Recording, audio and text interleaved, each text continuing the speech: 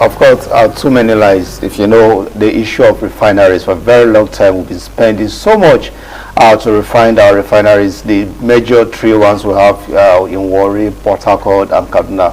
The government has spent more than $11 billion trying to fix that refineries, yet we have not seen them in full capacity. Well, we just hope that the promises made when the Port Harcourt refineries come back on board, we'll start having crude oil refined in Nigeria, and probably that will drop the price of petroleum products. Just like your analyst said there, it's so difficult for you to actually have these crude products here in the country. Yes, we have to import from other countries at a very high price, but we will not be looking at that here from Abuja end. We're looking at education and labor matters. If you remember, the Ssanu and Nasu embarked on a 1-week warning strike to drive home their demand, calling on the federal government to pay them their withheld salary. This happened during the ASU strike, and I think so many university bodies joined in that strike. And what we saw is that when the federal government was negotiating, ASU were able to get paid after the former president Muhammadu Buhari, the no work no pay policy.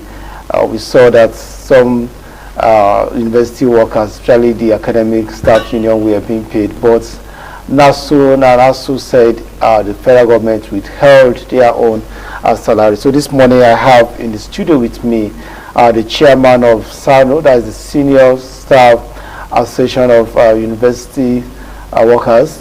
Or maybe he will do that later to introduce himself very well. But he is Yusuf Nuruddin. He is the chairman of Ssanu, University of Abuja chapter. Very good morning to you, sir. Thank you. Good morning, and good morning, Nigerians.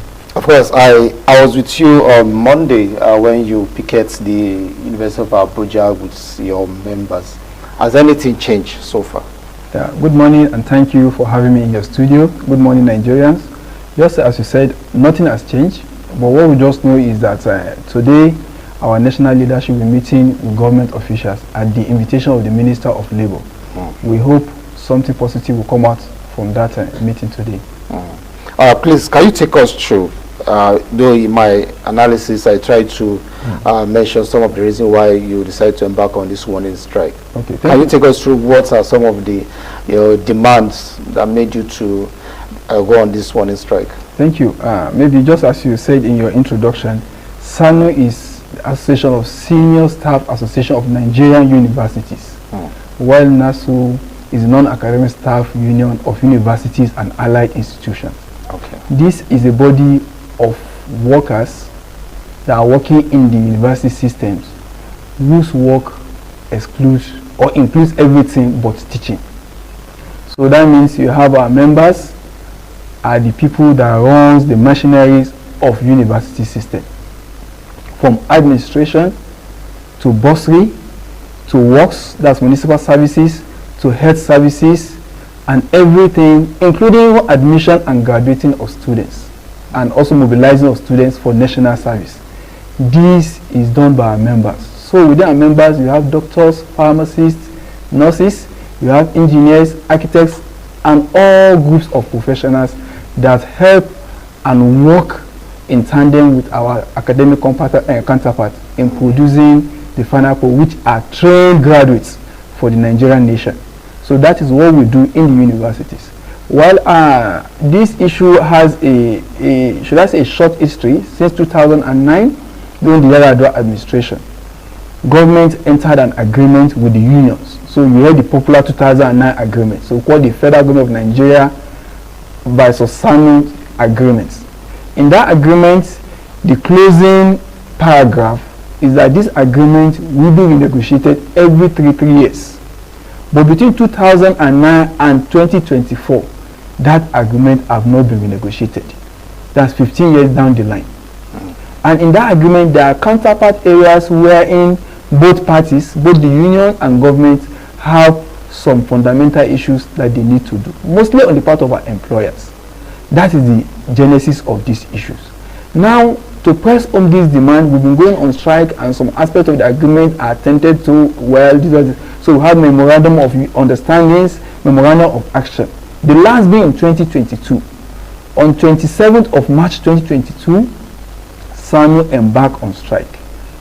The academic staff had their own started a month earlier, but we, after also waiting further to see further engagement from government, have no option to engage on strike, embark on strike on 28th March 2022.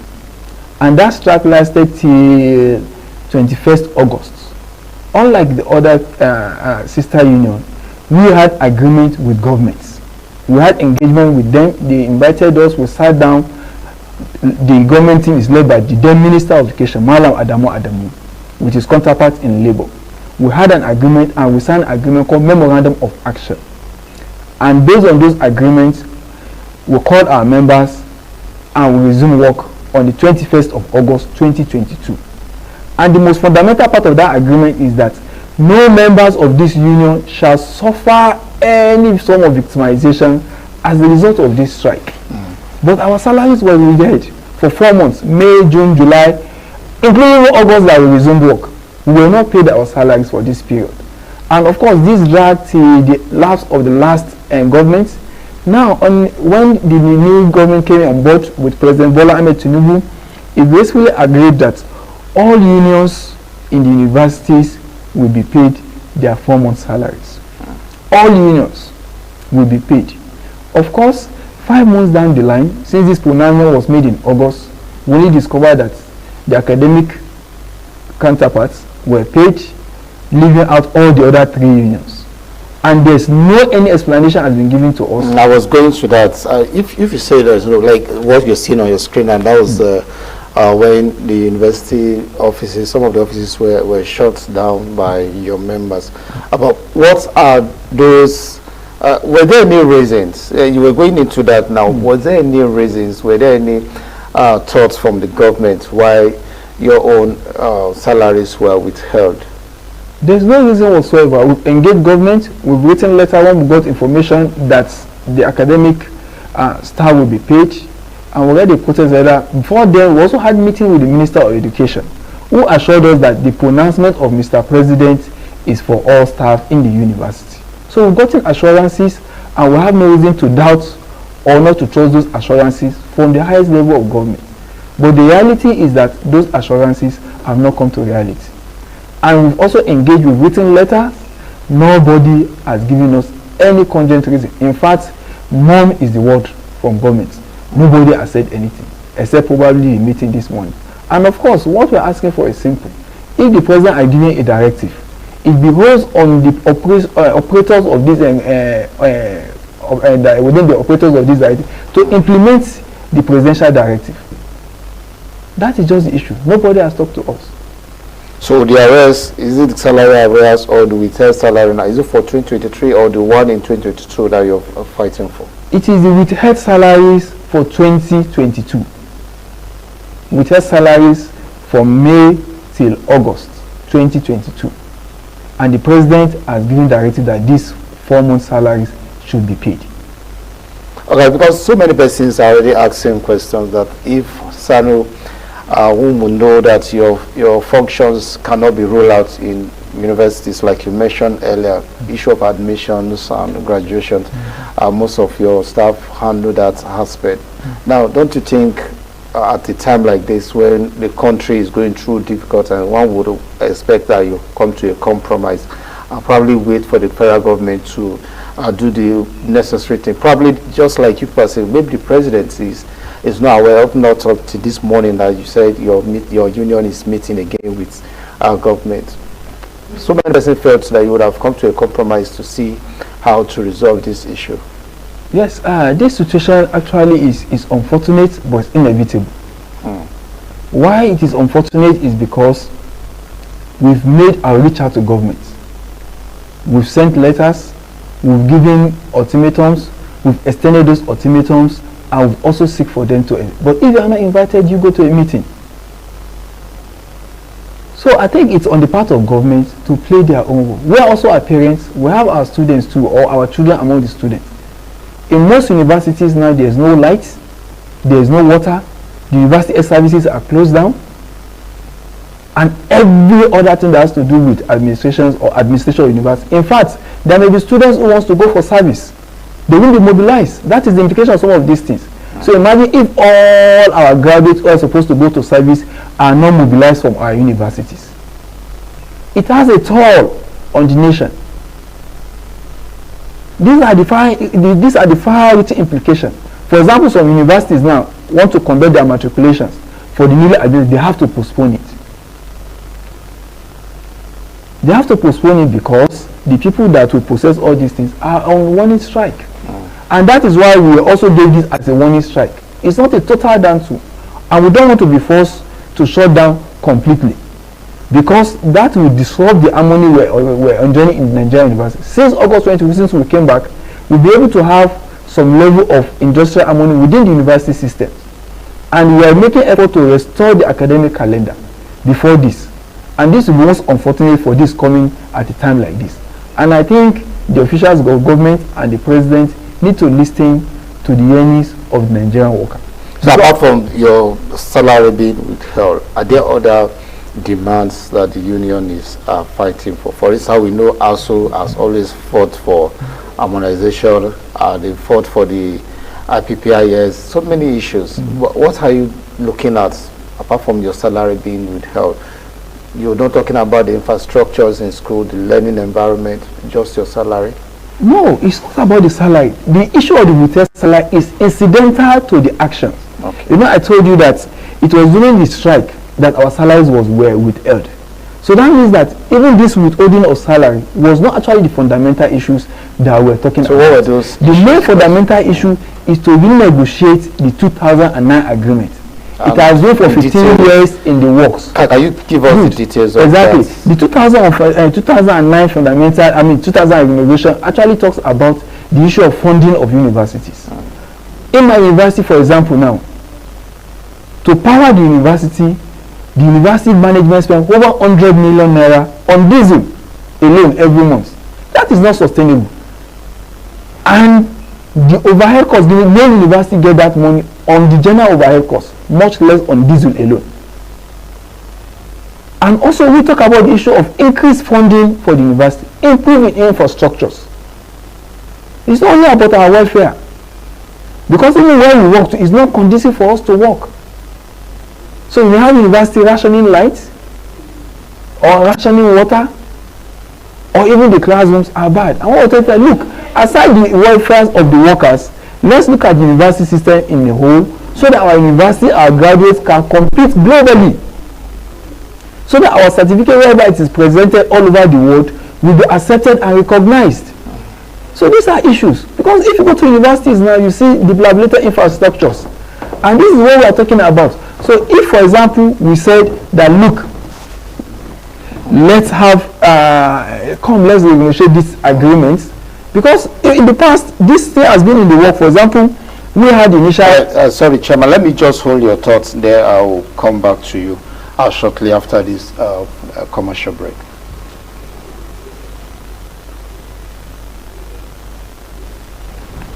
Clear your eyes. And when you need to have the break time, if not see Papa Garita, Kivo Creamer, Kivo Creamer, Kivo Creamer. Good time moments with Kivo Creamer. Kivo Creamer. If not see Papa Garita, Kivo. It's still the program this morning on ITV, and I still have here Comrade Yusuf Nuruddin, the chairman of Ssanu, University of Abuja. Earlier, before we went on that break, you were looking at some of the demands in the 2009 agreements with federal government. Yes. So as I was saying, the other aspect of it is also the issue of the welfare, our career structures. And of course, within those things, there were allowances.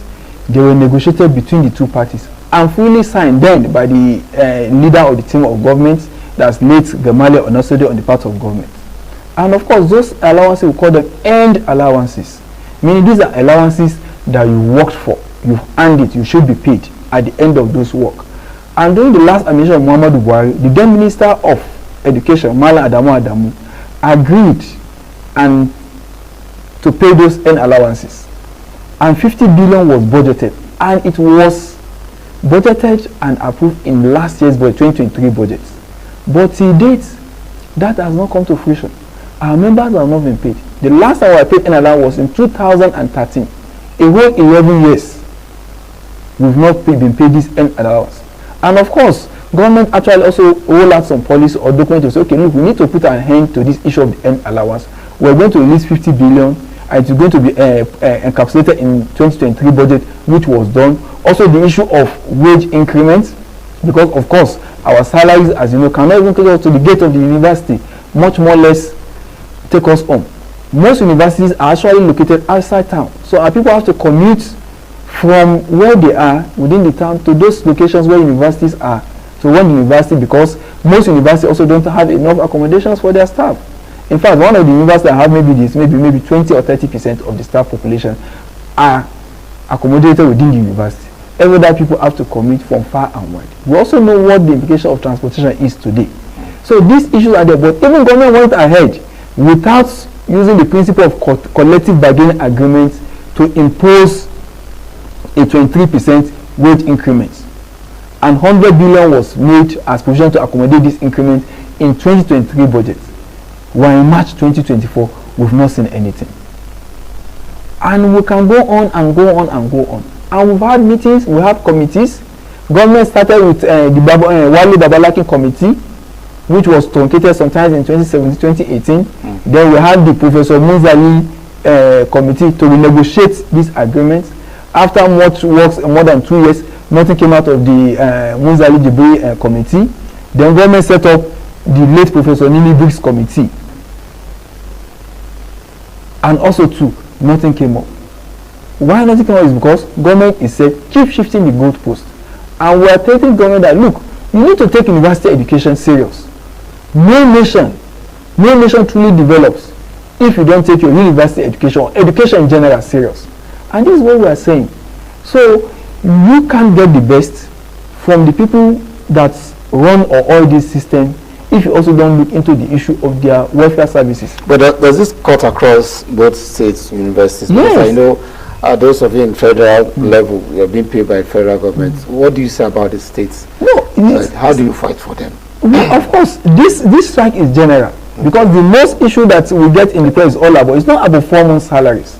State universities are worse hit. Okay. Look at what happened in Plateau recently, where the governor just woke up and sacked all the heads and the leadership of all the university and tertiary institutions in the states. In most state universities now, the governors use state university as constituency projects, meaning that they just wake up and set up universities. There are some states that have 4 state universities, while they cannot even adequately fund one. For example, in Ondo State, all the universities in Ondo State are on shutdown. They've all down to for more than a month now. Why? Because of poor funding and non-payment of staff salaries, some up to 11 months. So this issue is not only about this. That is why even all universities in Nigeria, state university inclusive, are involved in this strike action. Because you just don't wake up. University has its own some level of autonomy the way it operates, and it's a global practice. For example, now no federal university and most universities don't have their governing council in place. Governing council is the highest level policy making body for all universities. So they take care of staff promotion, staff appointment, staff discipline, and everything that has to do with policies regarding the running of universities. There are some universities now that even some of their principal officers are at the end of their tenure. And the processes to recruit or employ or appoint a new substantive principal officers cannot go on because there is no council in place. So I understand that security have been withdrawn also from most of the schools. At this time that we've been having so much schools being hit by bandits and kidnappers. So what are you doing in that regard? Because when we got to your school gates, we observed that it was a skeletal service by the security officers there. Because I know these security officers are under Nasu and also Ssanu. Yes, for the security or safety officer, it's an unfortunate situation. Because the last time we were on strike, these people were working to keep the system at least in place. So that when you come back from strike, you still have the university to go back to. And these people, throughout the period of the strike, they were working and they were not paid. What do you expect of such person? Because in their own case, they even did the work. The job was done, and like in most other cases too, because even our members who during those strike, we're still giving some level of national services. We want so that we keep mobilizing people to go for service, our youth, our graduates to go for service. These services are still being rendered even during those strike. So the people in security and this thing, they too, they are pushed to the wall. Because if you don't pay them for what they've done, how do you encourage them to put in their best the next time? And it's most unfortunate, and this is why it is very important, and it bears on government for them to heed to the demand of the university before we have a total breakdown. Because if this continues, that means that even after this trial, we will not have a university to go back to. Yes, I was about to ask you that. So what should we be expecting from the meeting today with the federal government? Of course, to me, the first step towards genuine reconciliation is implement or obey the presidential directive. This selective treatment or unfair treatment for non-teaching staff in university must stop. That is the first step. Then the second step is to immediately reconstitute the governing councils so that we can have some sense of governance within the universities. Because you don't have to have vice chancellor running to Abuja to get approval for the easiest thing that the governing councils can do. It erodes what a true university should be. So to me, I think those are the first two steps. Then, of course, we constitute the renegotiation. This thing we've been on this renegotiation for. I think government should look at it. That look, let's put an end to this issue of this 2009 agreement. Even if there are aspects or areas where the government is not comfortable with or things like that, we still need to come to the table and talk. And that is what we are asking for. And I don't think this is too much for government to implement. Thank you so much, Comrade Yusuf Nuruddin, the chairman of Ssanu University of Abuja. Thank you so much. And Jack, you said Jack, yes, right? Chairman, Joint Action Committee. Joint Action Committee. Thanks so much for sharing light on the update of the Nasu strike. Well, we just hope that today you have a victory, if I have to use that word, and the government may shift posts this time to your own favor. So we wish you the best as you meet with the federal government this morning. Thank you very much. Again, thank you again for being on the program. Thank you so much. I really appreciate it. Thank you for your time. All right, we'll take a quick break. When we return, it will be time for This Morning on ITV social media with Obi Agendi and